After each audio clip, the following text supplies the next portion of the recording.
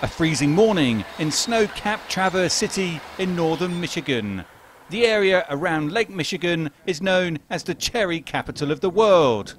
Last year, the state produced some 164 million pounds of tart cherries and more than 18,000 tons of sweet cherries, the majority from this region.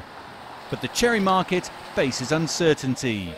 The Trump administration's threat of more tariffs on China led Beijing to impose tariffs of its own on a range of US products, including some varieties of cherries. Currently, the majority of Michigan cherries are consumed in the US. When it comes to exports, most of the cherries sent to China are grown in Washington state. But farmers here fear the fallout could cause significant damage to the overall industry. It will have an impact as we move forward, and in particular, we continue to hope to grow those markets. We see that as a potential, but if you start losing those markets, every pound of cherry that you lose has to go someplace else. It's a similar story for Michigan's wine producers. Eddie O'Keefe is the president and co-owner of Chateau Grand Traverse. The company has in the past exported wines to China.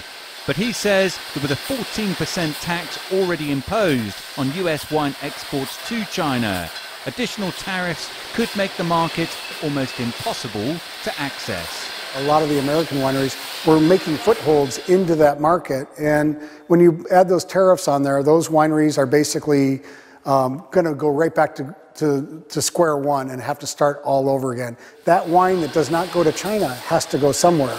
And if it's not going to China, where is the natural place for it to go?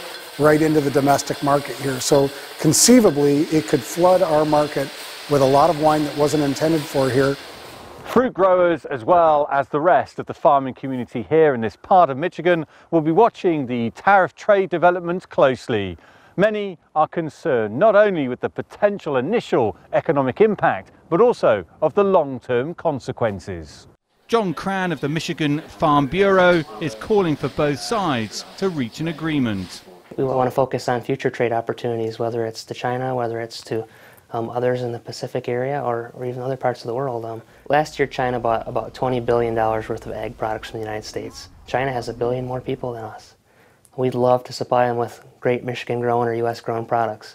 The snow will soon clear from these hills and the fruit growing season will begin. Cherry producers here say they are already under financial pressure.